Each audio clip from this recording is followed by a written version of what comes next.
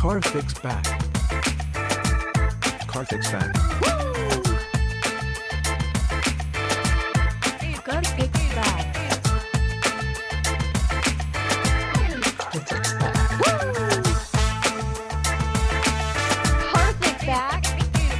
Car fix back. Car fix back.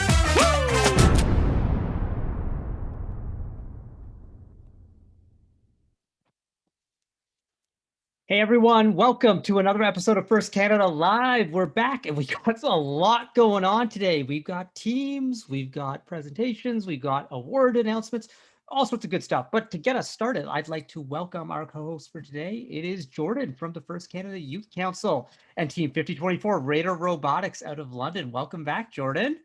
Thank you for having me. I'm so excited for today's show. Yeah, I'm glad you can be here, Jordan. Like, what's the coolest thing you've done since the last time you've been on the show?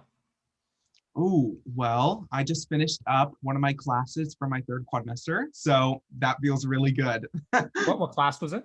I just finished up my philosophy class. Okay, what was like the best thing you learned in your philosophy class?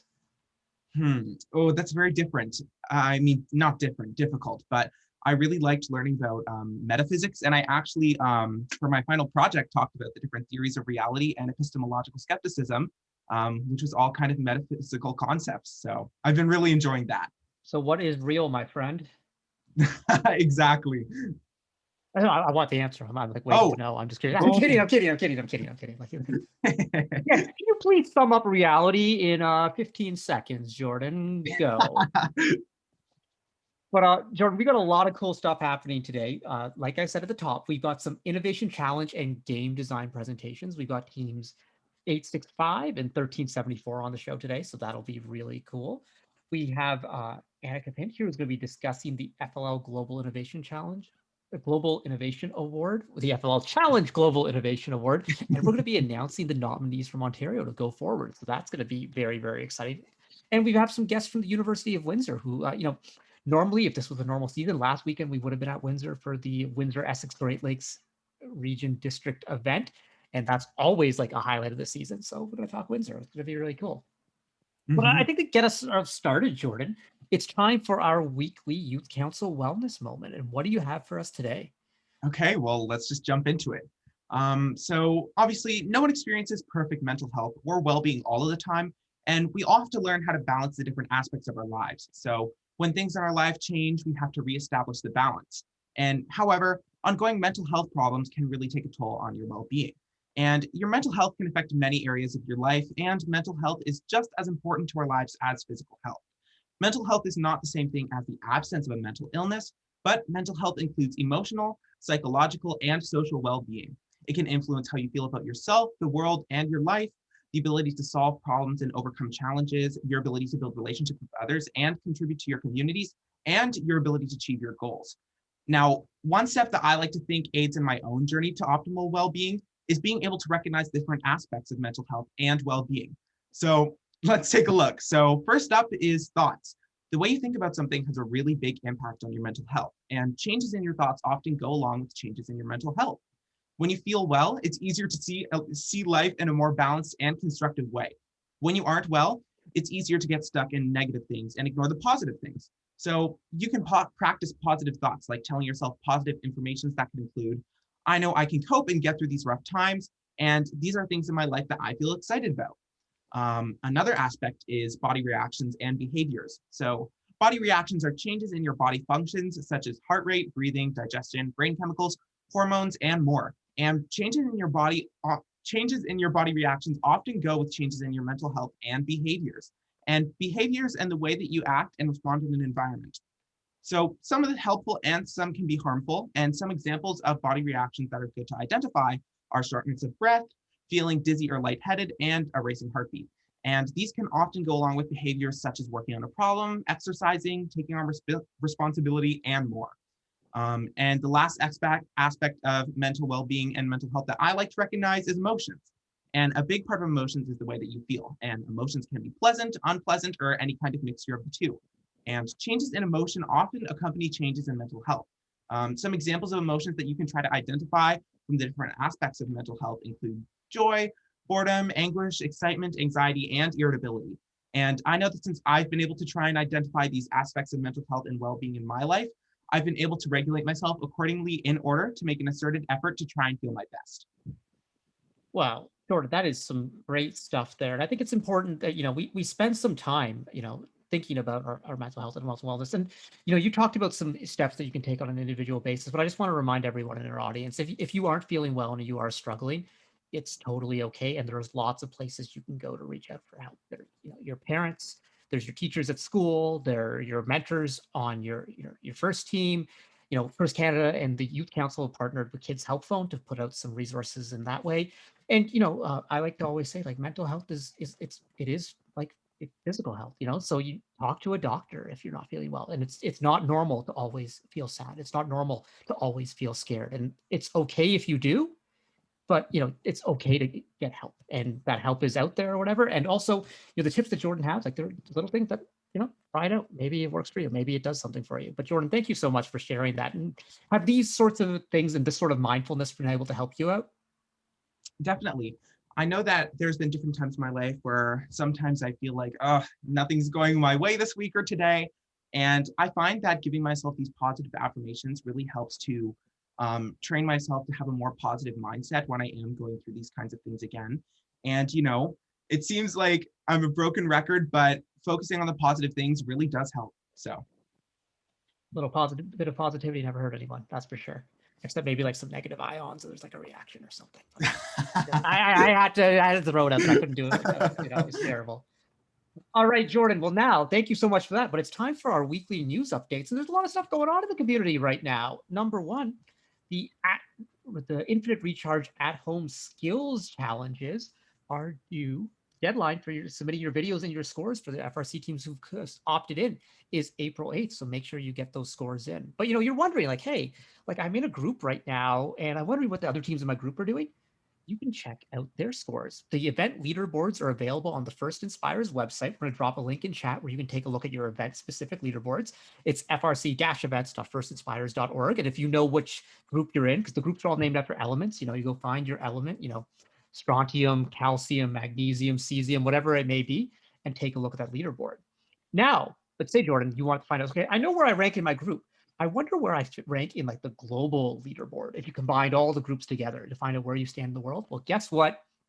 Thanks to FRC Team 3015 out of Rochester, they've built a global leaderboard that combines all the groups and calculates the standings. So we're going to drop that link in chat. It's a long one, 3015 rangerrobotics.github.io/IRH_leaderboard. Just take a look at the link in chat. And I've been checking this updates hourly as teams update their scores. But what also is cool is if teams have a YouTube video of their run, that'll be available on the leaderboard too. You just click the link and you can see some of the scores. And so it is wild. Like teams doing the galactic search in 5.8 seconds. That was done by Team 2992 out of Louisiana.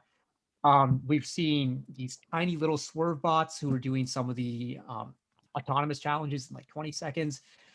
Teams completing 11 cycles with their robot in 1 minute to score 90 some points in the power port. It's really cool. And the accuracy challenge, the top score is perfect. A whole bunch of teams have been like 15 for 15, hitting every single shot. So it's really, really cool to see how you compete and how you compare. And like Ontario teams are up there in the standings right now. Team 4678 is up there. Team 1305, Ice Cube, also doing pretty well right now. So Ontario teams, get your stuff in there. Everyone get your stuff in there. And we'll take a look. And maybe we'll visit the standings next week. Maybe we'll take a look to see how everyone did. It'll be really cool. This weekend on Saturday at 9 a.m., Jordan, what are you going to be doing Saturday at 9 a.m.?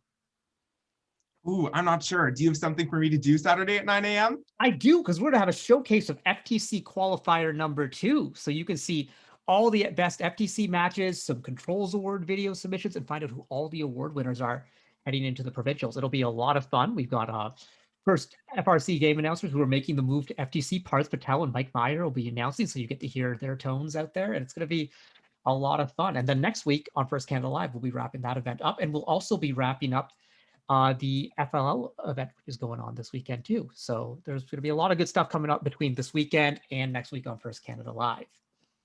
And Jordan, have you ever, have any 4 to 6 year olds in your life, cousins, siblings, friends, neighbors? Actually, my first job was working with children. So I've come across a lot of working with 4 to 6-year-olds. Well, for the 4 to 6-year-olds out there, we have First Lego League Discover More Summer Club. So that's really cool stuff.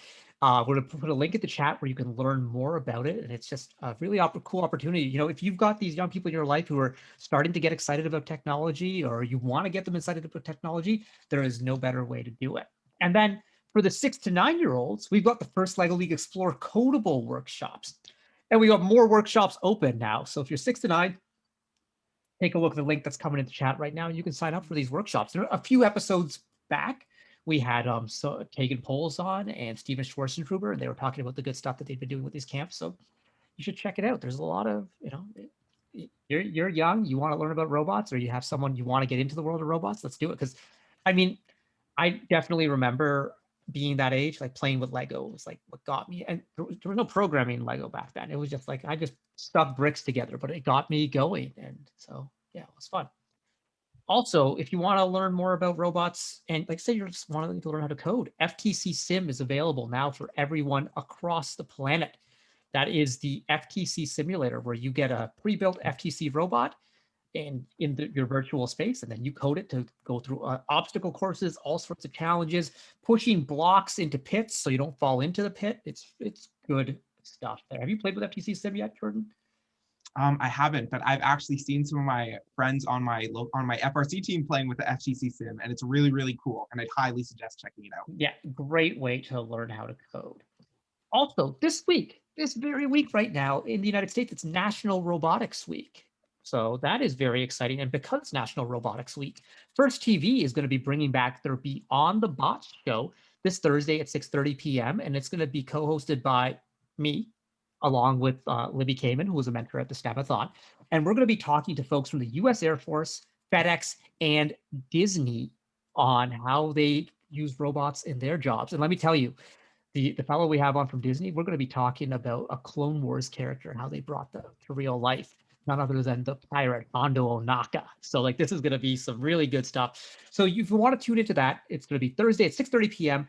and it's on a different Twitch channel. It's on twitch.tv/firstinspires, which is the main, not the main Twitch channel, because this is a main Twitch channel, but it's a Twitch channel that's used for the big broadcasts out in the US that go globally for everyone. So you should tune in for that, you know, hit like, hit subscribe, but Thursday at 6:30 p.m., you know, I'm curious to see what the US Air Force is using robots for, and what FedEx is using robots for. So it'll be very, very good stuff.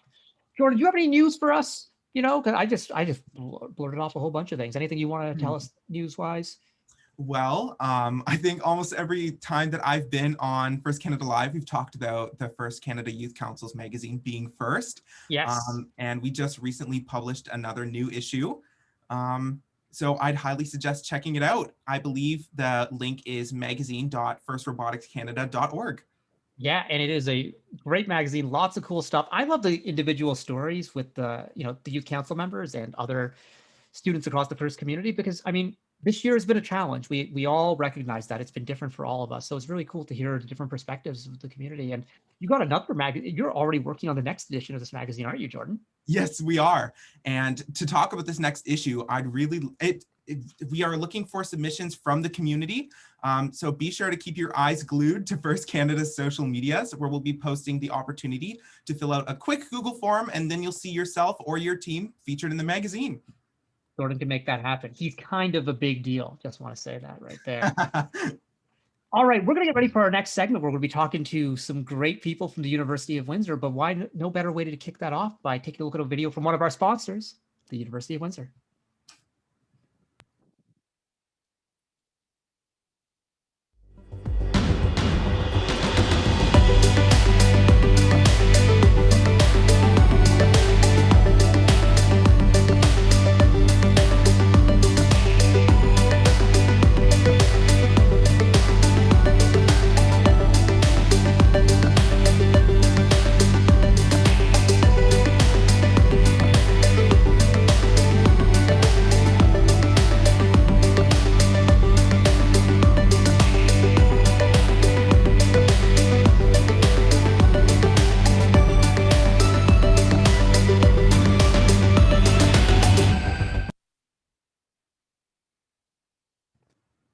All right, we're back. And now please welcome onto the show. We first have Michelle Bondi, who is a proud University of Windsor alum, BSc in 2009, BEd in 2015, now working as a learning specialist in the University of Windsor School of Environment and Faculty of Science, and also was the 2019 Windsor Essex District Volunteer Appreciation Award winner. Welcome, Michelle.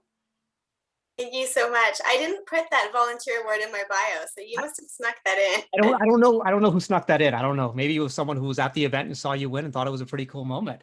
Maybe. Well, thank you anyway. I'm You're excited to be here. Well, we're excited to have you. And also we have Daryl Danalot, who's a licensed professional engineer who's a double alumnus from the University of Windsor, earning both his bachelor and master's degrees in mechanical engineering, and now is a proud member of the University of Windsor Office of the Registrar, working the capacity of associate registrar. So thank you, Daryl. How are you doing? Very good. Thanks for having me. I love the matching backgrounds you have there. It looks really great. I love, I know, first of all, we talked about this at the opening of the show, like the Windsor event, it's been going on since 2014, which is hard to think about that it's been 7 years since that very first event. And it's been so exciting every year to come out there, and there's just this great, engaged, energetic community of robotics teams and people at the University of Windsor and in that community. And it's just like one of our highlights of the year. So thank you so much for being here. And thank you for everything that the University of Windsor does for First Canada. It's our pleasure. I wish we were all in the St. Denis Center on campus last weekend, but this is a great way to connect with everybody instead.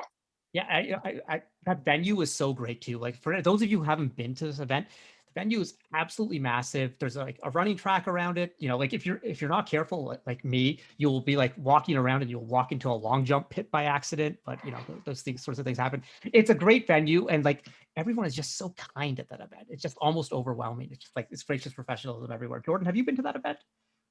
I haven't been to it yet, but our team, FRC 5024, was registered last year, and COVID shut it down. But hopefully, in the near future, we'll be able to gather together. Absolutely. Well, we got to get Radar Robotics out there. So just some questions to, just talk about everything, all the good stuff that's going on in Windsor and the partnership with the University of Windsor and First Canada. But Daryl, you were an alum of the school and you work in the Office of the Registrar, but what can you share with us about the University of Windsor, and why should our audience choose the University of Windsor? That's a good question. I mean, I guess for me, Windsor is about family. It is about community, right? And just like you're talking about from what we do for the FRC events, it's from my own personal experience as a student and now as an employee at the University of Windsor, it is about that close feel.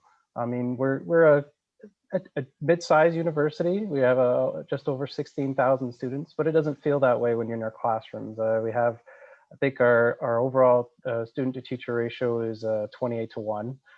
So you're not a number. You don't feel like a number when you're in our classrooms, and you get to know your professors by name. You get to you know the students in your class. It's not faces walking by. It becomes like a family.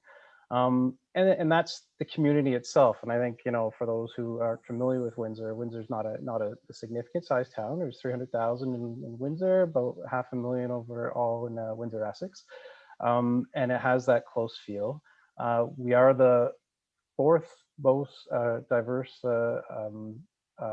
community in Canada. And I think our campus reflects that as well, and something that we're proud of. But yet, even though we're in a small community, we're right next to Detroit, right? Where the World Championships were a couple of years ago, when we were able to be in person, and that you have this small community feel, but yet you have all the amenities and the access to a much larger community and the big city events and the opportunities for employment and work experience and all those things. And I think our institution reflects that in the number and the broad range of programs we have, and the opportunities for students to work through experience learning and a number of things like that. So I could go on forever about why I love the University of Windsor, and it is my home, and I've grown up here my whole life. But I hope when students are looking at that they see that unique opportunity. Yeah, Daryl, and something you said there that really like hit me like every time I come to visit is that there's a real sense of community on the campus and in the area. And there's like still a lot of pride. There's people who are just like you are just very excited to be from Windsor or be going to Windsor or being part of all of that. So I think that's really nice. And I think a lot of our first participants will relate to that because they have that same sort of pride with the first community, right, Jordan? Absolutely. I think community is definitely one of the greatest pieces of FIRST and just in general for any community that you're looking for. And Michelle, I actually have a question for you. What do you think is special about the learning experience at Uwindsor? It's so funny. This is going to sound completely scripted, but the word that I was going to use was community, with some elaboration. So that sense of community really allows for a lot of student-faculty partnerships. And I think that is really what's unique about the learning experience at Uwindsor across faculty. So I'm going to use probably some examples from science because that's the faculty that I studied in and that I now work in. But I know this happens, in all faculties. Basically, because we have such a low student to faculty ratio, that means that they do get to know each other. Students get to know faculty and staff members as early as first year. We have events like Meet the Prof Night in science, for example, where it's like a mixer event and students get to go and meet their professors and chat about their research interests and other project ideas and things like that. So there's a lot of opportunity for those connections very early on, and they continue throughout undergrad.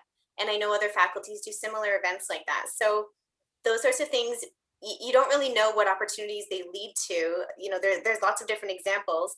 But one of the cool things is that a lot of projects end up being student driven because then students know that they can then go to a professor or a staff member and say, I have an idea for something. Do you think you could help me get this off the ground? And then faculty and staff help out. So there's things that we would have never thought of ourselves, but the students know that they can come to us with ideas, and it becomes a really kind of student-driven experience overall. And a lot of those projects still run long after that one student who came up with the idea graduated from Uwindsor. So I think that's a really cool thing about being part of the Uwindsor community. And I think, collaborative learning experiences are so much more powerful than the traditional, what we consider traditional learning experiences. So that's really cool to know. And, with what Daryl said about the 28-to-1 ratio, like, so you're getting, you're connected directly to these profs and it's a collaborative sort of experience like you described. That's really, really cool. So Daryl, obviously, we're on First Canada Live. Can you tell us a little bit about the connections between Uwindsor and First? Sure. Yeah. So, I mean, the University of Windsor has been a gold sponsor and has hosted the Windsor Essex Great Lakes regional or district event since 2014. But I think really comes down to, and I use that cliche word again, it is a community. I think if I use a word from the leader of our committee, Larry Kachowski, I'm sure a lot of folks know, he talks about building a community, and I think and the folks that are on our volunteers and our committees a lot of them come from the University of Windsor. We sponsor all the teams in the region. It's $1,000 that go to every team that's in the Windsor Essex region. There are quite a few that we've built over the years. We have folks that are acting as judges. I've been a judge for pretty much every year for the FRC event in Windsor.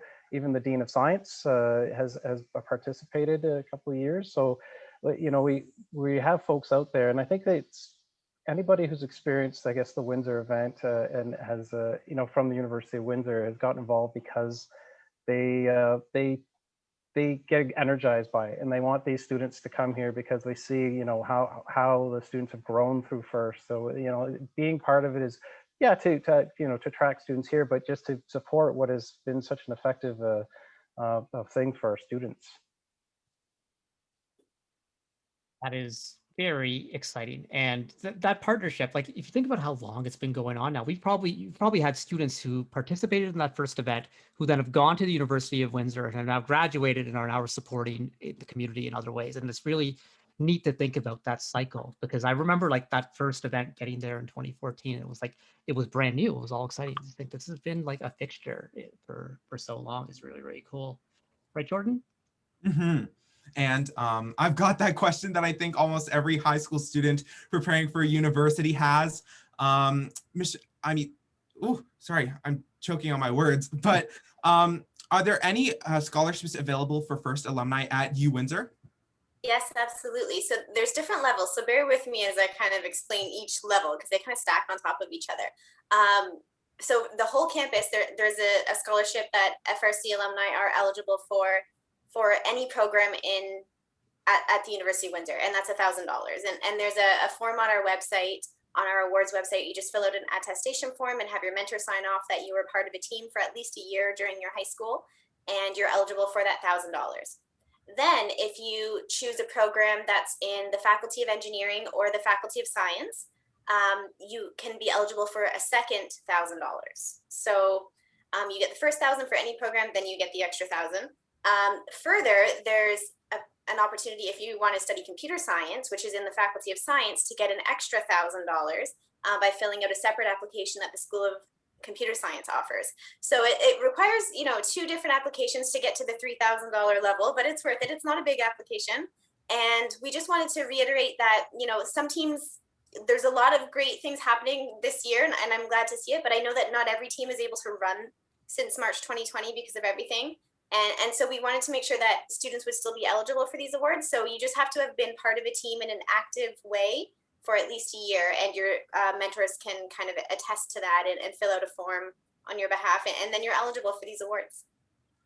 That is so great, and it's also great that you thought of the students who aren't able to compete this year, because that's for our community, like everyone wanted to. Let's let's be clear on that. They all wanted to be able to, but we all are facing different restrictions in our lives, in our communities, and what's going on. And so it's important to try and get everyone involved in some way. And so the University of Windsor is there for you. And yeah, so that's very exciting to know. So we've talked about scholarships, but Daryl, University of Windsor has a lot of great programs. Are there any programs you'd like to highlight here today that maybe our audience wouldn't necessarily know about? Sure. I mean, I'll probably get in trouble for not trying to highlight every program from every faculty sort of thing. But I mean, I think first of all, I have to, give a shout out to the engineering school. That's where I came from, and the professors there and are like family. And particularly, I came out of the automotive specialization in the mechanical engineering program, and for Windsor and for the area around us sort of thing, it is a really effective program, and the research that's going on here and the resources we have are cutting edge. But outside of that, one unique, really cool program is called the Visual Arts and the Built Environment Program. And why it's unique is that it's an architectural type program, but how it works is you do some of your time here, and you do some of the time with a partner, University of Detroit Mercy. So you get to go back and forth across the border, and there's an opportunity to become an architect through that relationship. And a couple other unique examples are like our concurrent education programs that are tied to science and arts, where you are learning both to become a teacher and getting a degree in an area of science or art at the same time, and going back and forth between those faculties, which I think is a really neat way to move towards that career. And even with that, within one of those programs, we have a partnership with the local community college, St. Clair College, where the students go between our two programs and a program over there where they become an ECE and get a psychology degree and become get their education degree as well. So those sorts of things are kind of unique and stand out to me as unique programs that we offer. Well, that is a lot of good stuff that's available there. And so, all the students who are watching today are avidly into extracurriculars in high school. Obviously, they're doing first. And so, Michelle, what other extracurricular activities would there be for students? Like I'm sure there's thousands, but some that you'd like to highlight. Yeah, there's certainly a lot. Any student club you can think of, and if it doesn't exist already, when you get here, you can start it. But there's plenty to choose from already. We have, sports and intramurals. We have an esports team and league now that started, I think, in fall 2020 officially. So that's happening, and it's very exciting. Lots of different opportunities to work and volunteer on campus projects. And then again, you're working with faculty and staff on a lot of different initiatives. And so my role is experiential learning. So I always put in a plug for that as an extracurricular, because sometimes you can do it for credit, but it doesn't always work in your program. And there's still opportunities to do these things in an extracurricular fashion, either through our central experiential learning office, doing job shadowing with alumni, or doing a volunteer service learning program and working with a community partner. There's so many different opportunities.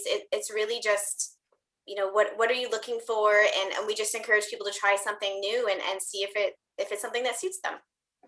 Yeah, absolutely. That's always my advice, for first students going into this is like, you've done robots for so long. I'm not saying you have to stop doing robots, but try something else. Like if you're passionate about this, you're probably passionate about other things. So we're running out of time here, but I just want to thank Michelle and Daryl for coming on. This has been great. But before we go, Michelle, one question for you. What are you most excited about for the new Space Jam movie? I mean, I'm still hoping for an MJ cameo, but I think it might not happen. I don't know. So if there's a Michael Jordan cameo, I will just start screaming in the theater and just start bawling and be like, oh my goodness, this couldn't, but like, it just had, that trailer had like everything that I've loved It about did. life, like from like basketball to when like all the Hanna-Barbera characters came out and like Fred Flintstone, Yogi Bear, and like the Mystery Machine. I was just like, this is too much for me. Space Jam is my life. And so I was so pumped to see that you're feeling the exact same way. Oh about yeah. it. I saw that. I saw the original on my 10th birthday. It was very Wow. exciting. Yeah, I remember seeing the original too, like in a little bit older, but it was just like it was in high school, and I remember in the theater, like I was like, my friends were like, "We are too old for this movie." I'm like, "We are going to see this movie this Friday night. We are going to see this," and they're like, "Seriously?" I was just like, oh. And like this was like when Michael was retired, and so like it was just such a big deal. It was great. I can't wait for it. Same. Thank you so much for coming on today. And we really wished we could be in Windsor with you this past weekend, but guess what? Next year, we're going to do it. Biggest and best Windsor Essex Great Lakes Regional ever, right? Next Absolutely. year? I hope so. Yes. Well, fingers crossed, and we're going to do whatever we can to make it happen. Jordan, you're going to bring your team, right? Hopefully, we'll see where we get scheduled for our events. There we go. Look at me just like making assumptions and promises on everyone's behalf. That's what I do. All right, everyone. Thank you so much for coming on. And we will be back with our next segment in just a moment after we take a look at a word from our sponsor.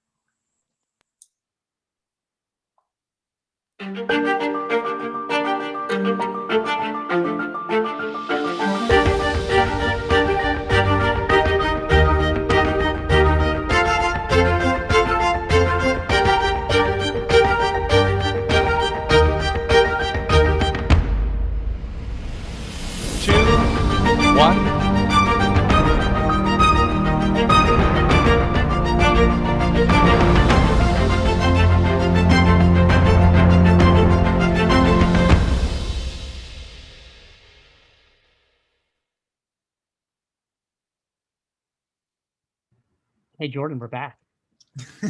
Yep. All right. And so next segment, we're talking Global Innovation Awards and announcements. And we've got a great couple of guests with us. First off, we have a regular on First Canada Live. She's the First Lego League Challenge Program Manager for First Canada. We have Annika Pint. Hello, Annika. Hi, Karthik. Hi, Jordan. Welcome back to the show. This is what, fifth time on now? Sixth time? I've lost track. I got my tally chart on the wall here. Regular on the show. Always glad to have you, especially when we're talking really cool stuff like we are doing today. And we have Karen Duveau, who is the Innovation Ecosystem Development Advisor at Remap Network and has extensive experience in supporting innovation and entrepreneurship programs for youth and businesses. No wonder she's a natural for the first program and First Lego League Challenge, everything we do. Her experience and enthusiasm makes her perfectly suited for the role of judge in the Global Innovation Awards competition nomination process, in which she has been involved since the inaugural innovation celebration in 2015. So welcome, Karen. Hi, thanks so much for having me. I'm so excited to be here. Well, thank you so much for being here. And this is an award which is, in my mind, possibly one of the coolest things that happens in FIRST, because students are asked to solve a really, really tough problem. And then teams who advance are given these amazing opportunities to continue solving their problem and take it to a big stage, which is, I think, we always talk about FIRST as like, we're trying to train the future leaders of tomorrow. We're training the problem solvers of tomorrow. But guess what? The people in this program, the people like Jordan, are the problem solvers of today. And this program, it was the Global Innovation Awards, which started in First Lego League Challenge, but then spread to the other programs, is really, nurturing the leaders of today. And that's what we need if we're going to solve the big problems in this world. So that's my little spiel on why I love this award. But Annika and Karen, what is this award for and what is it all about?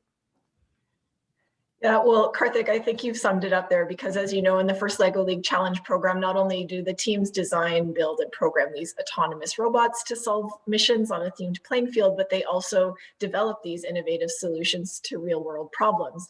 And the Global Innovation Award competition is just what you've described. It's a chance to showcase and celebrate these amazing solutions, and also to help further prepare the youth to become those future leaders and innovators that you described. Very, very cool. And so then, for those who don't know in our audience encompasses people from all of the first programs. What do the teams exactly have to do? Yeah, Karen, I don't know if you want to. Yeah, no, you go ahead, Annika. Yeah, and feel free to add on, but the teams actually have to complete an in-depth application in which they identify the problem that they're trying to solve, how their solution solves that problem, and also the design process through which they went in developing that solution. And in past years, as Karen knows, teams would actually attend an in-person event called the Ontario Innovation Celebration, at which they would present all this information to panels of judges. But this year, instead, teams submitted a written application, and Karen was one of the amazing judges that had a chance to review those applications and help select the nominees. And so, Annika, is this like separate from the judging the teams have already gone through at their qualifying events? Was this a separate entry that they had to do, or were teams advancing from their qualifying events to this? Or yeah, a bit of a combination. So the teams were actually identified at their qualifying tournaments based on the innovation project presentations that they did there. But then they had to do another submission, and it's actually a different rubric that's used to evaluate this separate submission as compared with the one that's used to evaluate their innovation project presentations at their qualifiers. But then some of the innovation project presentations that we saw at our showcases, which happened on Saturdays on Twitch, could potentially be the teams who might have been in consideration for this Global Innovation Award, right? Exactly, yeah. You saw some really great examples of those on past episodes. Very cool. And so and so then you mentioned that there's a specific rubric for this, and maybe Karen, you want to touch on this, but like what was the basis on what teams were being judged on? I'm sure there was all sorts of details they had to go into. Yeah, happy to add in. So first is being able to really define the problem that you're trying to solve. And so we look at, how much research did they do to really understand the problem? Some problems are, we want to solve global warming, but that's a huge problem, yeah, right? So does everyone, hopefully. Yeah, exactly, right? So being able to focus in on something very, very specific. And really understanding that problem. And then the next piece is the innovation that they're bringing to the table. And that could be, something brand new that they've discovered or created, or it could be that they've done a scan of different technologies or solutions that are out there and have figured out new ways to put them together to solve the problem in a way that no one else has before. Probably the most in-depth piece is the actual solution development process. And this is a skill that the kids that are doing this are going to be able to take with them all throughout their professional careers. And it talks about, it looks at how they work together to come up with an idea, refine it, test it, evaluate it, refine it again, talk to experts, get the feedback, refine it. And so just that whole process of iterating, and that is a huge, huge component of it. We also look at feasibility. So, okay, great idea, really cool idea. How are you going to implement it? So it's not enough to just say, here's our solution. Have you actually thought about how this would be implemented, either by individuals or communities? What's it going to take? And then, although it's not something that we score on the rubric, it's something that we take into consideration is how motivated is the team to actually implement this. And believe it or not, I was surprised this year with just the written submissions. I was worried that energy wouldn't come through, but it totally does. You can sense the excitement of some of the teams. They are so passionate, not just for the solution they came up with, but also for the problem itself. And so they've really, shown that energy and commitment to moving the solution forward. Very excited. I can't wait to hear more about these teams and more from this, because there's just so much going on here. And so, Karen, you've been part of this since the first innovation celebration back in 2015, when first Lego League Challenge team, the Classy Cyborgs for Aurora, was chosen to be one of 20 semifinalists to compete in the Global Innovation Award competition from 527 nominees across 22 countries. So what has this journey been like for you? And what are, like, maybe like one or two of the coolest innovations that you've seen? Yeah, well, first I wanted to say that, and I tell this to anybody who asks me about my experiences with FIRST, is that, if you ever just need to renew your faith in the creativity of youth and their power to make the world a better place, all you need to do is tune into some of these projects, because I have never failed to be completely blown away by the ingenuity and passion that these kids have shown. And more important, I think, for me, is they have shown that you can innovate before you graduate. You don't have to, graduate from university or college before you can start making a difference in the world. And I think that's a really powerful message for everybody to take away. I've always loved judging the project stream, and the opportunity to do a competition just on the projects was really exciting for me. I think it was really cool that many of the teams actually, when they got to the implementation phase, would dive in and really understand what does it take from, getting a patent, doing marketing. I remember, a really young FLL competition team member that came up and said, "Hey, can I show you my cash flow?" It was just amazing. In terms of some of the solutions, I mean, there's so many that have stood out over the years. One of the ones that, besides the Classy Cyborgs, because they were head and shoulders above the rest, but one of the ones that I really loved was the theme that year was on natural disasters. And this particular team chose avalanches. And they took the time to connect with some mountain rescuers in Whistler, and really understood that, okay, when you guys go out on a rescue, you're airdropped in. You can't carry a lot of equipment. It's got to be, compact in your backpack. And they had problems with their shovels because they had to be folded, and so they weren't very strong. So these guys actually designed a glove with retractable digging claws. They looked to nature, so they picked up on biomimicry, and they found out what animal in the Arctic has to dig through ice and snow to find their food, and that was the Arctic lemming. So they looked at the shape of the claw, they looked at the material structure of the claw, and they integrated that into the gloves, and they called it the Lemmis glove. But they talked to Mountain Equipment Co-op. Would they sell it? Yes. For how much? Where would it be manufactured? This team had it all, and it was just amazing. But the challenges that FIRST puts out, whether it's it being in space, or our animal friends, or making cities more accessible, they're all big idea challenges, and the kids come up with some amazing solutions. This is a lot of great stuff that's going on here, but I think it's almost time to announce the winners. But before we do that, we have a video to show that's going to kind of showcase all of what this is about. So let's take a look.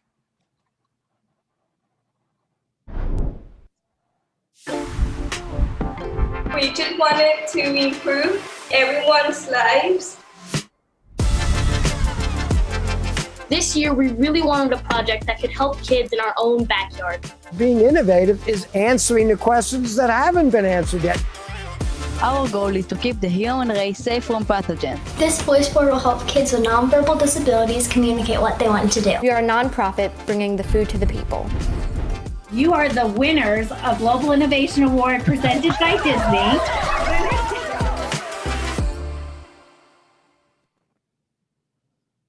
Well, I'm even more pumped than I was before, but I think, Annika, it's now time to announce the winners. Yes, and I'm just going to distinguish, these are nominees, because they're not quite there yet, but they are definitely distinguished, and they're going to be representing Ontario at the next level of competition. So I would like to congratulate, in no particular order, Team 8404, Team Not Found. Also, Team 3111, Dude Decent, and our third nominee from Ontario, Team 5875, the Corty Patch Kids. All right, there we go. Do Decent, the Cordy Patch Kids, and Team Not Found. Congratulations to all of these teams. And we are running down of time here, but Annika, what are the next steps for these teams? Okay, quickly, so these three teams are going to use the feedback from the judges to revise their applications, and they'll get further instructions about how to submit them by the deadline on April 22nd.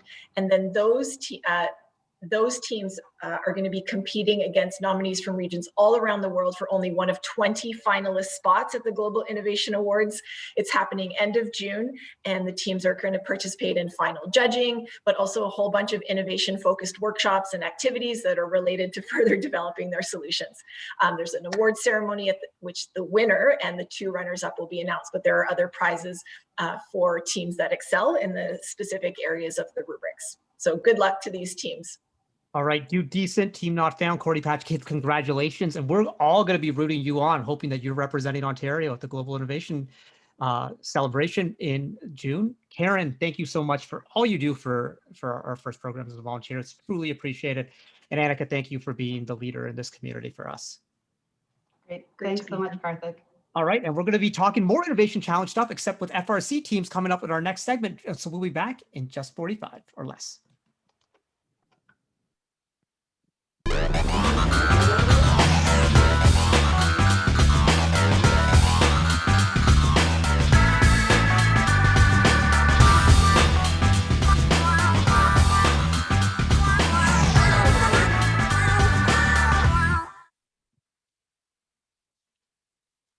Oh, Jordan.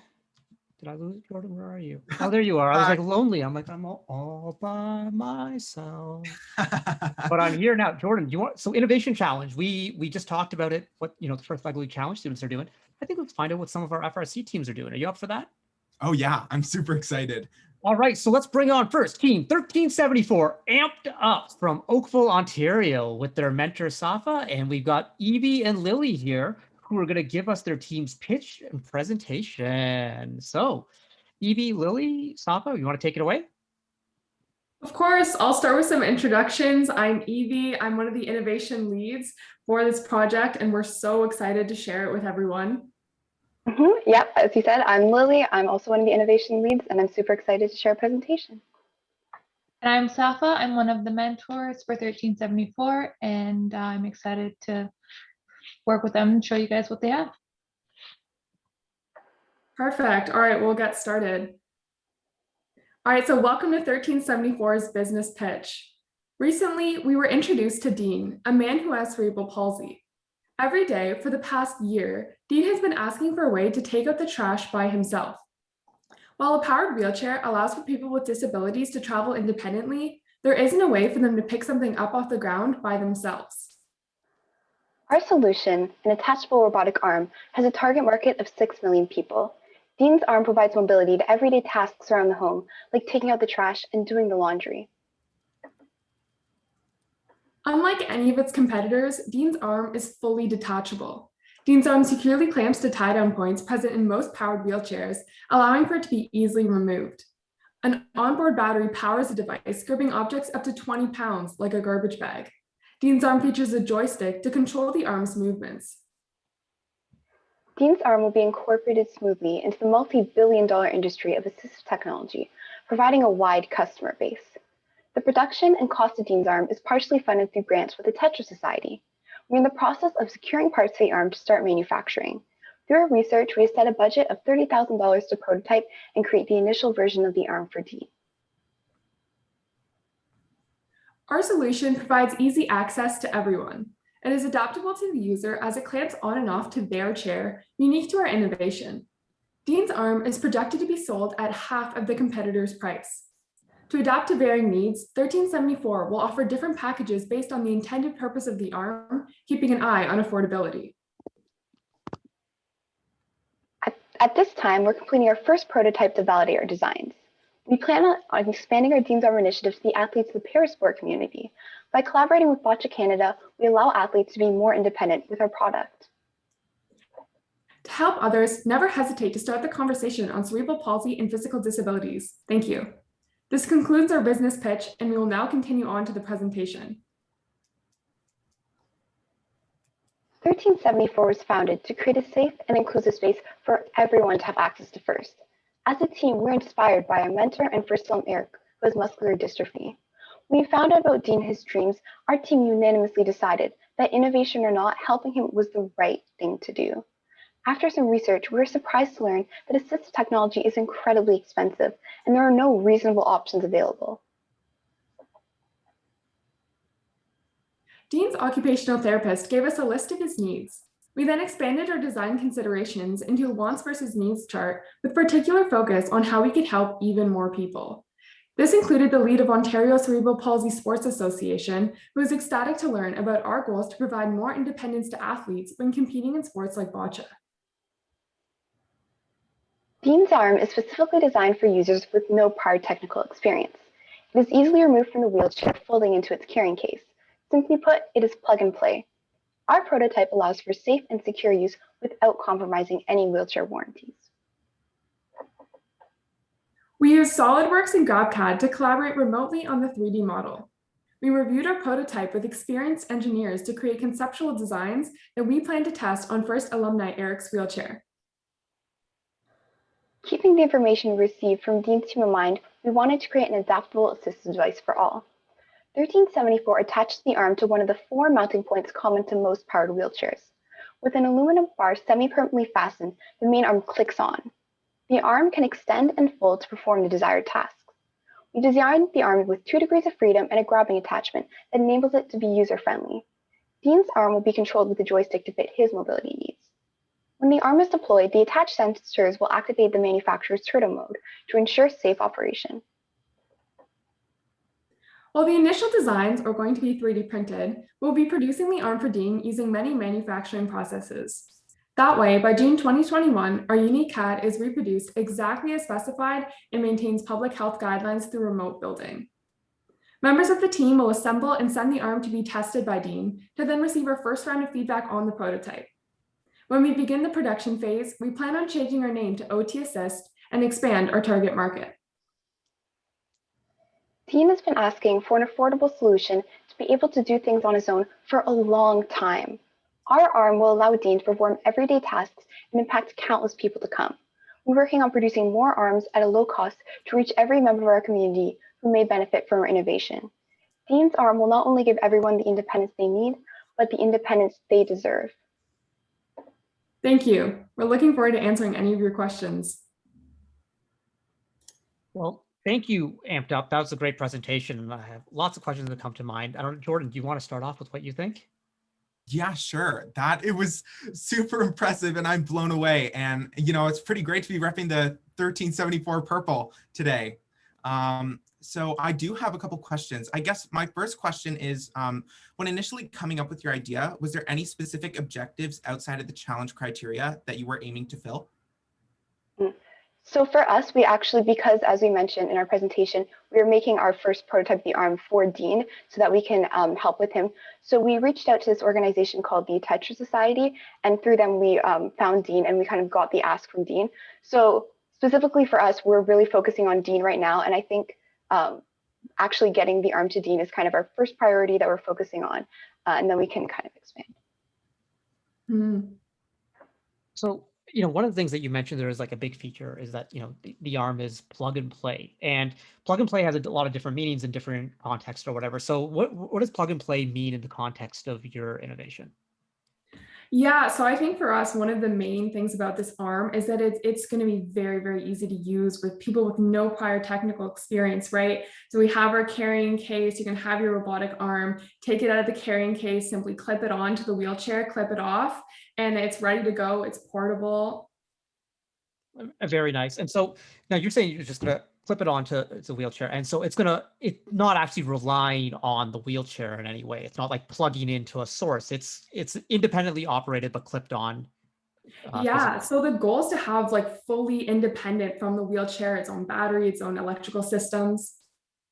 That's really cool to know, because as soon as I heard plug and play, I'm like, how are they going to make it work with like every different model of wheelchair out there? And like, you've had the obvious answer. Well, you just make it work with because it works on its own. So that is really cool. And like, I wonder now, because you can just clip it on and have it work, could it be used in like different settings where maybe not a wheelchair, but like at someone's home desk chair or something like that, right? Lily, you're nodding your head there, so. Oh yeah, for sure. There's tons of applications. Like right now, we're just focusing specifically on wheelchairs, but for sure, it can totally be expanded. Very, very cool. Yeah, if I can just add on a little bit, what we're looking at, right, is having some plates on the wheelchair and that the arm clips on and off to that. So even putting those plates on a desk or a wall, that it still would clip on, right? So even expanding our uses would be amazing. Yeah, and I'm even thinking that, oh, there we go. You know, sometimes people just show up during an interview. It's kind of cool. You know, maybe even, you know, in primary care facilities or in a hospital attached to a hospital bed or something like that. You know, there's lots of ways. I don't know. It seems like you created something that has so much potential, and that's really cool and exciting. And so, you know, so let's say things go very well for you, and you can, you know, you have a successful prototype, and there's excitement about this. You know, 5 years from now, what would you envision all of this looking like? That's a great question. Obviously, it can vary depending on how far we get in the 5 years. Who knows, we could just be finishing like our first fully functioning prototype because things always come up. But I think for us, the 5 years would be the goal to just get it as many people as we possibly can and expand it to as many people, like to help as many people as we can with the arm, really. That's the goal. I think one thing I've really appreciated from your innovation was it was people focused. It was based in empathy. You know, it was very much like we're concerned about Dean, and we've learned from our mentor. And you know, it's not about, oh, we need to churn out X units in 5 years and we need to make this much money. That's, you know, you gave the answer of like, no, we just want to get this to as many people as possible because we want to help people, and that was really admirable. I, you know, along those lines, while you were brainstorming, were there other ideas that you came up with that you were like, oh, this would be cool to do too, but this is the one we really want to do? Yeah, you know what, we had many ideas jumping around, and we were looking at doing some boots and looking at stability for shoes and stuff. And when we reached out to the Tetris Society and we communicated, and we found, you know, a real person who had this solution that they needed. We jumped on and we were like, yes, for sure, we want to help you. We're going to tailor this whole project, you know, for your cause. We're going to, you know, make a business out of this is the goal, you know, and help as many people. And just quickly adding on to that, I think for us, just the reason we went with this idea is because we know for sure that we can help someone. Like we specifically have that person that we know we're going to be able to impact with this arm. And I think for our team, that was really exciting. Like we actually have one set person we know for sure we're going to be able to help. You know, one is greater than zero, and just helping one person makes a huge impact, and there's so much that they can do as a result of that. So that's really cool. A question for each of you. Did you have like a personal moment of excitement while working on this project? Ooh, that's a good, for me, I don't know if I can pinpoint one specific moment off the top of my head. For me, we talked with a ton of different experts, tons of different engineers, medical professionals, and I just really enjoyed sharing our arm to them, giving them information and receiving their feedback. It was a really valuable experience, and I thought that was a great part of the process. What about you, Evie? Yeah, I think my favorite part of it was when we were communicating with Dean and we asked him, what are the things, if the top of your list, if this arm can do anything you want, what is it going to be? And so he said to us, I want to take out the trash and I want to do the laundry. And I really thought, and I was like, he could have said anything. He could play video games. He could do anything, right? But it's those two fundamental tasks that we do every single day. We don't even notice it. And that's what he wanted to do. So it was so inspiring for me and empowering to know that we're going to give him the independence to fulfill his goals. That is a great moment that you had. I think it's just really cool that that's what you saw as like the coolest in all of this, because it's about helping people. And I think this is really, really well done. And it shows a lot of thought and a lot of care. So thank you to Team 1374 Amped Up for coming on. Good luck with the judging. Have you had your official interview already? Not yet, this week. All right, well, fingers crossed for you for that. You know, all of Canada is going to be rooting for you because we want to see as many of our Ontario and Canadian teams at the award show collecting this hardware. And I have a feeling you're going to do pretty well because you're onto something with this. So thank you very much to Team 1374. Thank you so much. Yeah, thank you for having us. Of course, glad to have you. And now we're going to switch tone a little bit here, and we're going to be talking game design challenge. And for the game design challenge, we have team 865 Warp 7 from Toronto, Ontario, recent winners of the 2021 Ontario District Chairman's Award winners. District Chairman's Award. And we have Connell, Allison, Liam, and Devin on. And Allison recently was a Ontario District Dean's List semifinalist. Congratulations, Allison, one of the few people in Ontario who've won that award 2 years, won it twice. So congratulations on that. Thank you. And so, we can start this off. So I guess first off, you put together a very cool game. You have a video slides. Do you want to say something before we play your video, or do you want us to just get started? How do you want to do this? I think it's probably best if we just play the video first to give us a good background on the game. We can go from there. All right, let's it's kickoff. Let's meet the game from Team 865. Welcome to Team 865 Warp 7's game Ancient Exploration. In Ancient Exploration, teams work to return gold pieces to the low or high goal and return gems to their pedestals. They must also try to elevate robots on their platform at the end of the match. There are pull zones and auto zones for each alliance. Robots start the match in their auto zone on the center line.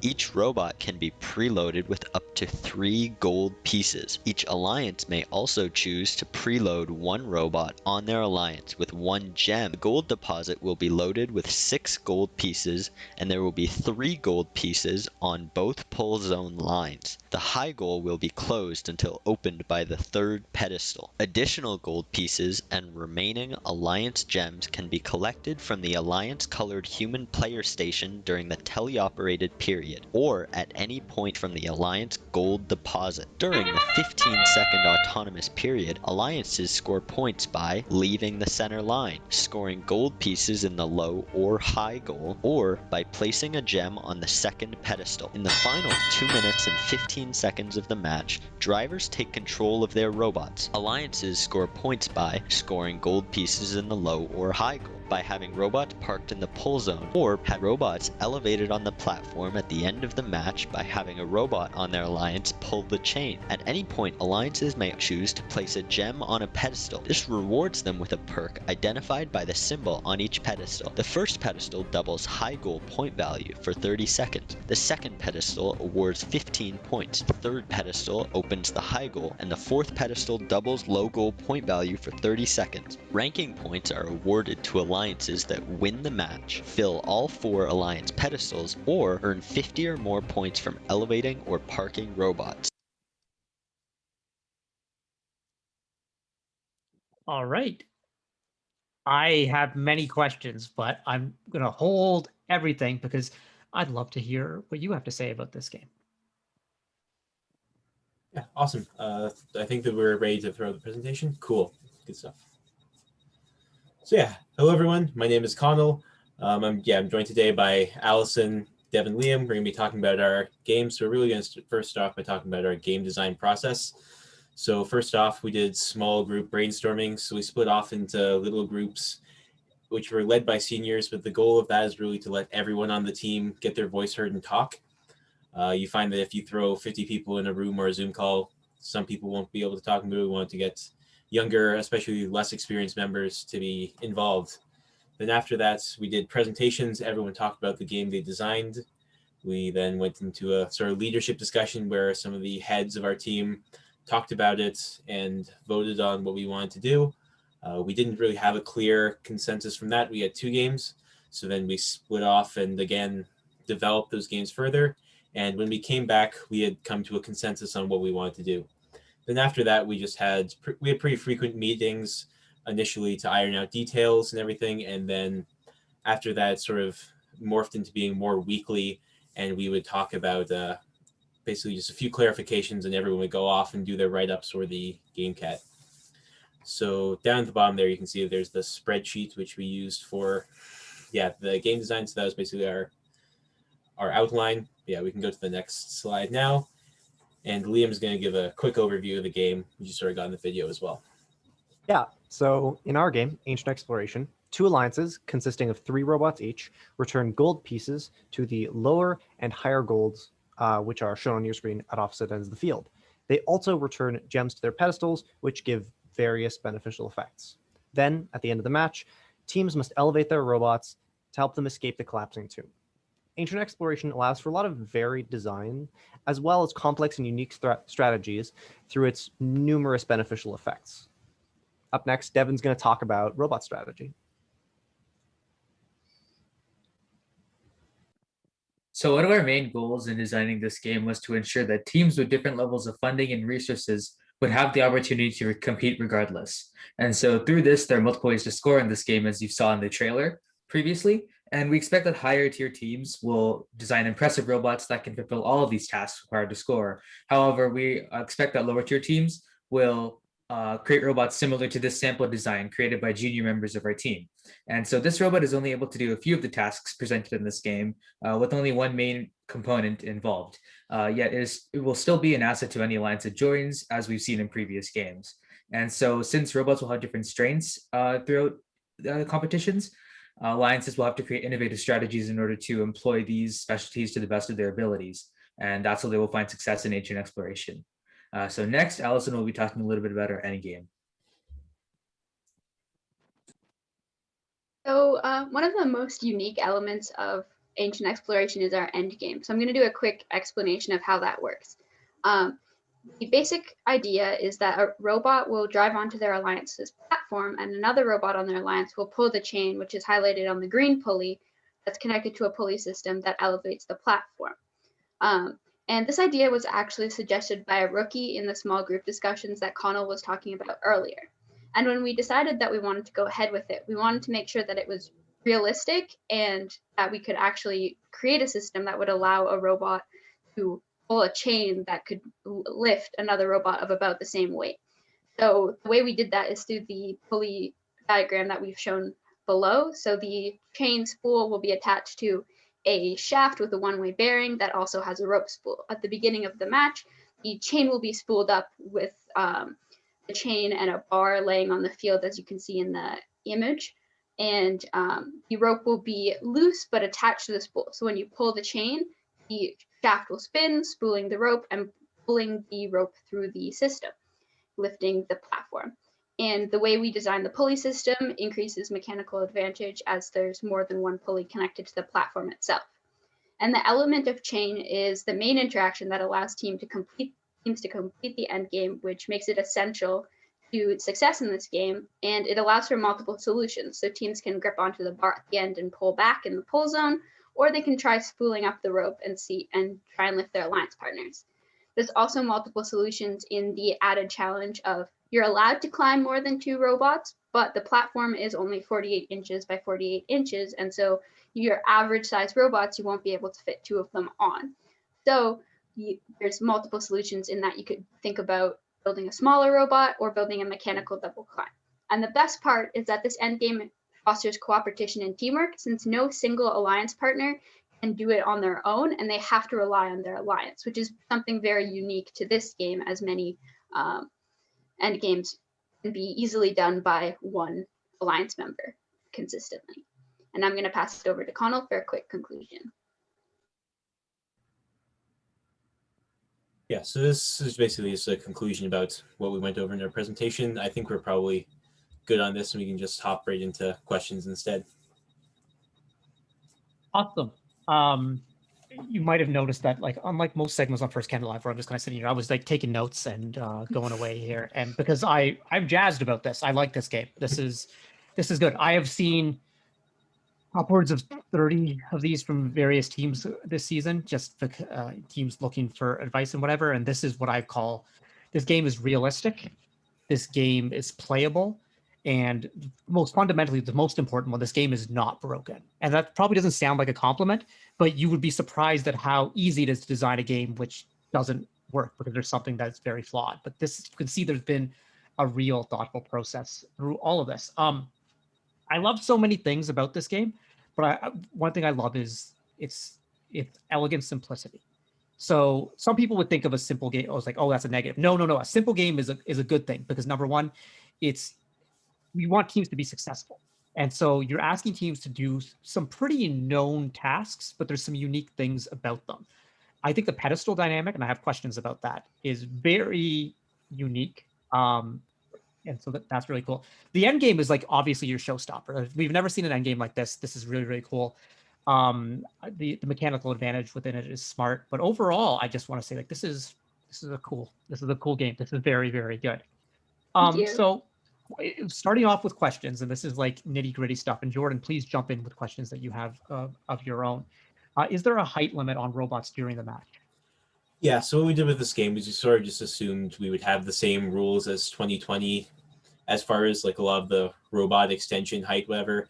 There's a finite amount of space that you can put in those submissions, and we thought that it would be better to get sort of the ideas and everything of the game as opposed to the dimensions. But yeah, we just use sort of the same stuff we had for 2020. So 2020 was you're saying that you can extend height during end game in a certain zone, but for the whole rest of the match, you're static at 48 inches? I think so, yeah. The 48 inches seems reasonable. I don't think there's much of a reason to extend height, but yeah. Okay. So then this is the shooting game, as opposed to an elevating pick and place into the goal. Yeah. That's kind of what I always, I'm trying to visualize what gameplay is going to look like in this, and so you've intended for this to be a shooting game, and that's really cool. Yeah. You chose the 2-to-1 ratio between high goal to low goal. What rationale went into that ratio? With that, we sort of obviously we wanted to make the high goal more valuable because it is more difficult. But we also didn't want to make it overpowering. We like the idea of having some efficient every-bot style robots who can do their job very well and be competitive. So we wanted to make it obviously beneficial to make a more complex robot, but have it so that you can still make a simple robot very well and be competitive. There's also the added challenge if the high goal doesn't start open. So you have one of those pedestals that I know you have questions about. One of those pedestals is actually required to unlock the high goal. So the high goal is like something that's a lot more challenging in auto. So it was a unique element there. That is very cool. The auto connection I didn't think about. That's really cool. So the pedestals, tell me, how did you come about with that idea? Because whenever I hear a unique idea in game design, I want to hear more about it. Yeah, so we went through a whole lot of different ideas we sort of fixated on having something in that power-up style where you have a modification to the gameplay. We went through a whole bunch of things. We went through the idea of like gear pegs on a wall and having to spin them up, giving you different abilities. We went through placing sort of hollow frisbees on pegs. And what we had decided on the soccer ball game pieces. So these are size 3 soccer balls, basically.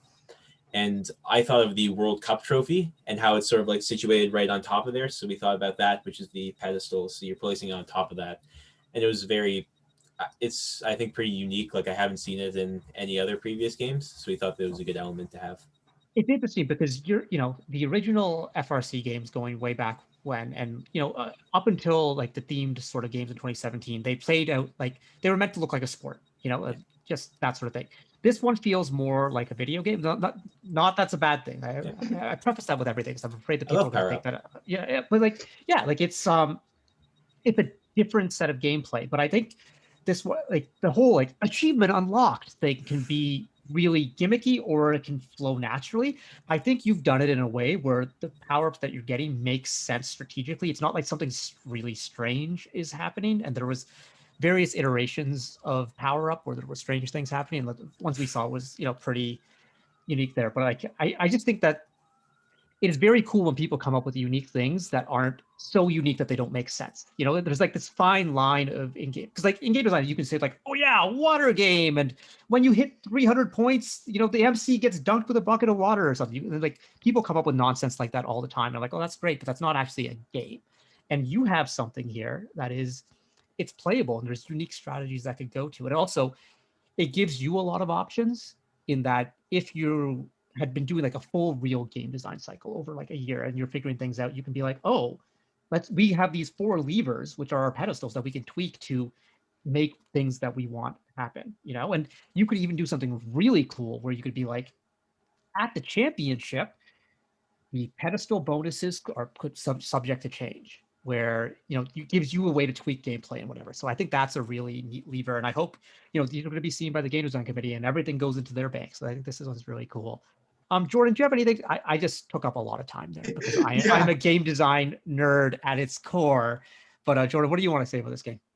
Well, I completely agree with everything that everyone has said so far. This game is so sophisticated, and especially like Karthik has mentioned, it seems like this game is unbreakable. And so because of all this, it can be inferred that you guys put a lot of thought and effort and time into this. And so I'm just wondering, what did you find to be the most difficult aspect in forming and executing your ideas?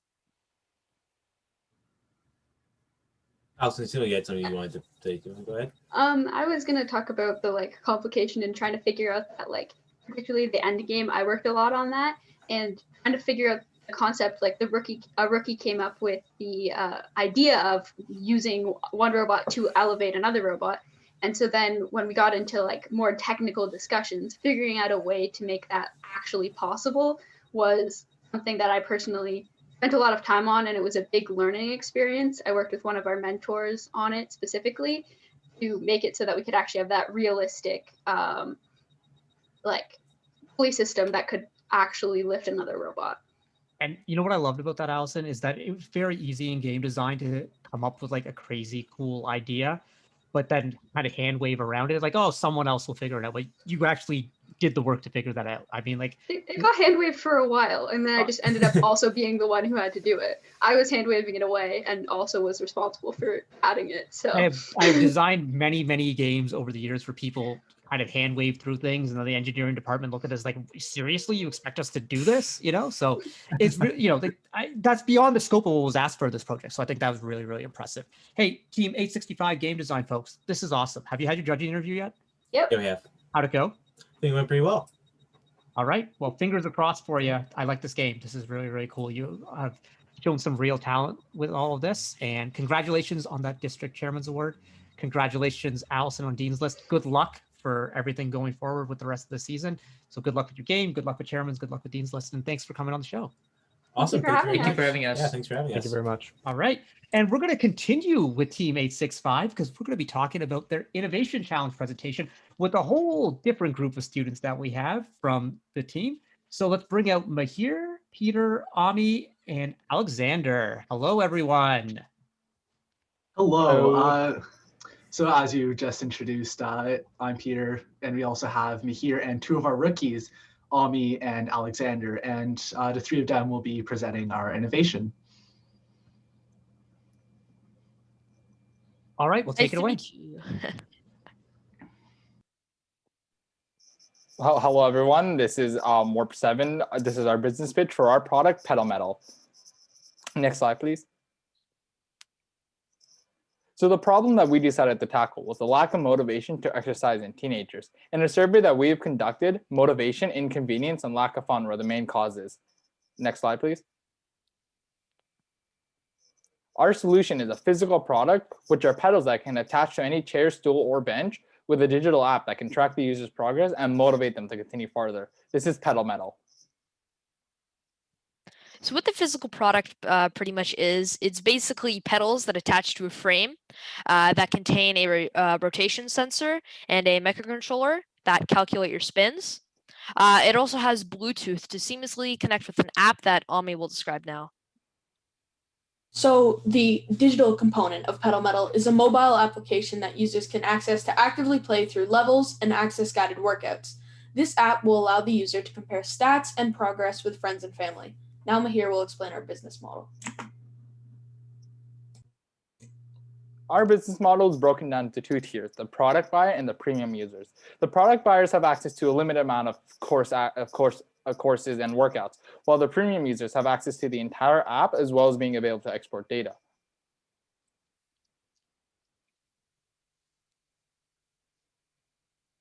So the competition for Pedal Metal is great, but they do have their flaws. Usually it's very expensive, the products are very bulky and inconvenient. Pedal Metal, on the other hand, is very affordable. It is a small footprint, and it's very modular. Next slide, please. Thank you. So when coming up with Pedal Metal, we chose to focus on helping people be more motivated to exercise. Even though we have different schedules and we have different levels of experience, if we are allowed to advance, we can help develop our social and physical aspects of our solution to help everyone stay healthy. Now we move on to our presentation. So Pedal Metal is very easy to set up. It doesn't take much to put it together. It's very simple. It also has a very low manufacturing cost, lowering in a lower cost for the end user.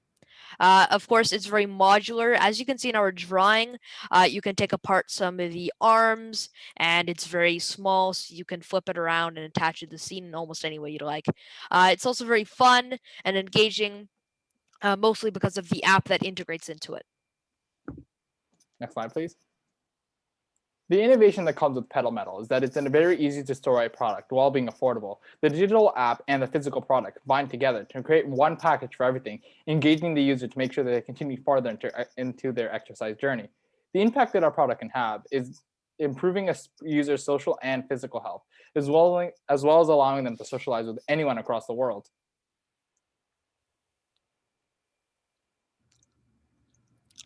So the physical design is essentially that it attaches to any seat or chair.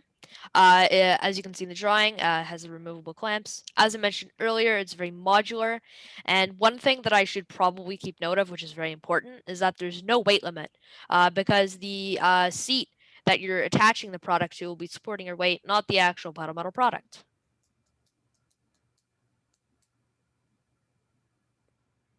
So the app for Pedal Metal is very useful. It will provide pre-made workouts, keep track of your progress and scores, and it provides a social feature that allows you to see if your friends are online, what their scores are, view other users' posts, and explore Pedal Metal's online community. Next slide. Pedal your way to exercise with Pedal Metal. Thank you so much for listening to our presentation. Now we have time for questions. Well, that's exciting. I am very, very down with that. Jordan, what do you think of Pedal Metal? Oh my gosh, it sounds amazing. This sounds like something that I would actually invest in and purchase and use all the time. Thank you. So, as you were thinking about Pedal Metal and how it all came together, what was the design process like? How did you get this all started off? So the main thing that started off our sort of think tank was our head mentor, Mr. Wang, initially suggested sort of throwing different words out there, eventually even using random word generators to start churning some ideas in our head. So eventually we came up, one of our ideas was to have sort of like a digital program with workouts and whatnot. And another idea was to have sort of a pedaling product. And we eventually decided that those two ideas together would be a really strong sort of product to go forward with. And so we decided to go through those and start to develop that product. And as you looked into this, because the exercise market there's a lot of equipment out there, there's a lot of different things. Did you research potential competitors, what other people have done with similar sorts of products? Yeah, exactly. There's been, sort of doing some research, we did notice some products that could be considered quite similar, except that they weren't necessarily as quote unquote competitive, I would say, as ours, in the sense that a lot of them were either prohibitively expensive, where sometimes the product itself wasn't that expensive, but to be able to use it, you had to buy something else that was several $100s. As well as a lot of the other similar products were also geared towards really much older audiences. Whereas throughout this whole process, our problem statement was that a lot of teenagers and younger adults have a harder time trying to motivate themselves or to find a time to exercise. So we wanted to try to make this sort of more marketed towards younger, teenagers and younger adults as well. So it's really, because a lot of the similar products were also geared towards, more middle-aged and elderly people. So it looks like then by your answer, you're gonna differentiate your product, 1, by cost, 2, by target market. Is there anything else that you think that makes Pedal Metal stand out? Go ahead, Mihir. One thing I wanted to mention about Pedal Metal being standing out is that it's a social feature. So it allows the user to connect with anyone across the entire world, they can challenge other people, they can challenge their friends to make sure that they can be the highest score and with the preloaded courses. And the last thing I wanted to mention too was that on the market, there's a lot of the pedals themselves and a lot of the apps themselves, but we haven't really seen any examples of the two being brought together. Yeah, exactly. And that's really what makes Pedal Metal unique. Exactly. That's pretty much what we're aiming for, because we saw both both of these products, but we wanted to combine them to make them really fun and engaging, right? Because if you had the product by yourself, it'd be good. You could watch Netflix or read a book while you're just pedaling, but we wanted to combine them to make it really stand out and make it unique, to make exercise really fun again, to make it stand out. A question we got via chat is, have you built any sort of a prototype or proof of concept?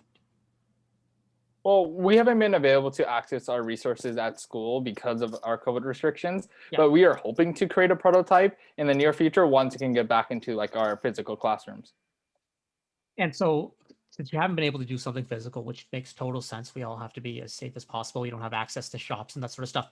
You play with anything in CAD to kind of figure out like geometry, sizing, anything like that? Yeah, we've explored with that a bit, but obviously a lot of our focus initially, especially with a somewhat limited time frame, was to sort of really focus on developing the concept of our product. And one of the things we really wanted to focus on with proper design process was sort of have a concept and bring it to people to see what they think before really putting, all those hours of work into really developing it. Because if we did all of that first and we sort of brought it to people and asked what they think, and all of a sudden, not a lot of people like it, then all of that work has gone to waste. Yeah, absolutely. You got to go through, there's got to be a systematic plan in here in the research and development phase. Like, it's called the research and development phase for a reason. You got to do your research or whatever. Jordan, as a potential, they talked about how the teenagers is like a market they're looking at. What does Pedal Metal say to you? Well, I think that I think Pedal Metal in itself has shown that you guys have put in a lot of work, and I think it's a really sophisticated business model in itself. I think that the social feature in combination with the physical feature really works. And some of the features that you've specifically mentioned, like being able to see if your friends are online. I know that when I'm using Spotify, for example, on a computer, they have this little feature where you can see what your friends are listening to. And sometimes I don't even think of listening to music, but I'm thinking, oh, what are my friends listening to? And so being able to see and interact with other people, I think will really draw people back into your product. And I think it makes for a really sustainable business model. So well done. Thank you. Yeah, go ahead. No, all you. All right, so I just wanted to add a little bit to the little fun aspect. We've been thinking a little bit about little mini games and races where you can actually bring the product to a park or whatnot, attach it to the stool, and you can engage in fun little virtual races with your friends. So you can show, like, for example, a Mario Kart game on the app, and the faster you pedal, the faster you go ahead. And we've been thinking of that to make it, funner, more competitive, and just allow people to enjoy more. Oh yeah, this is definitely something I want to purchase in the future. So hopefully you guys get a Kickstarter. I'm thinking, like you could take this, like when you said take it to the park, I was like, yeah, you could take it to like the playground or whatever and hook it up, and everyone's like sitting on the teeter-totter doing their pedal metal and they're checking the games. Like, it's online, it's like collaborative, it's immersive, it's very, very cool. Any final words on Pedal Metal that you want to tell the audience? We really just wanted to emphasize sort of just how unique our product is, because, as we said earlier, there's a lot of similar products out there, but none of them really hit the market that we're really trying to target here. And I think that's really the point that we're trying to drive home, is that sort of providing that kind of option to younger audiences, teenagers and younger adults, to really feel motivated to exercise. Sort of my own experiences also really influenced sort of the idea of having a problem statement be that teenagers and younger adults have a harder time motivating themselves to exercise, because it's happened to me too. And sort of really knowing, and we also did a survey within our team and our school and our communities to get people's thoughts, and a lot of their thoughts were similar to our own. So it really showed that there is a market for this, and to really sort of be able to provide something to fill a gap in a lot of products, to really provide something that doesn't really exist in a similar form today. Well, thank you so much, Mahir, Ami, Alexander, Peter. This is a great presentation. Really excited. Have you had your judging session yet? Yeah, we did. We had it last week. How'd it go? It went pretty well. Pretty good, yeah. Awesome. I Yeah, expected to really because good. it was pretty good here. That's for sure. All right. Congratulations to the team. Good luck. We're crossing our fingers for you. And thank you for coming on the show. Thank you so much. Thank you. Thanks for Yeah, having thanks us. for having us. Thank you so much. Oh, you're welcome. All right, Jordan, that wraps up another week of First Canada Live. And it was just so much cool stuff. I just love seeing what all the teams are working on and what they're doing. And it's great. And then hearing about the Global Innovation Awards and knowing those 3 Ontario teams that are nominated to move on to the next stage. And then hearing from the University of Windsor, it was good stuff. You have fun today? Oh yeah, I'm sad it's over now. I'm like, oh, what's the next presentation? What are we going to talk about next? Jordan, guess what? Next week, we're back and we're doing more presentations. We're going to have teams 7712, 771, 772. So it's like all the 7s and the 1s and the 2s that are going to be on. And we have a super cool co-host next week, Jordan. Do you know who the co-host is next week? Who? You. Oh my gosh. Yeah, you're so back excited. again. I know, double Jordan, man. It's going to be great. It's going to be great. You can start thinking about that wellness moment. I'll send you a doc in a day or so. You start getting it in there. This time I'll remember to share you on it too. You know, I'll take care of that. It's going to be great. So tune in next week for First Canada Live. We'll also have a recap of the FTC and FLL qualifying events that are happening. And if you want to watch the FTC qualifying event, it is at 10 a.m. this Saturday on our Twitch channel. This Twitch channel right here, the one you're watching right now. It's bookmark it, tap that favorite, heart button, whatever, and we'll be back here at 10 a.m. for that FTC challenge event, qualifier number 2, FTC challenge, First Tech Challenge qualifying event. Everyone else, stay safe. Thank you to all our producers, our moderators in chat, and we will see you on a stream sometime soon. Bye, everyone. Bye.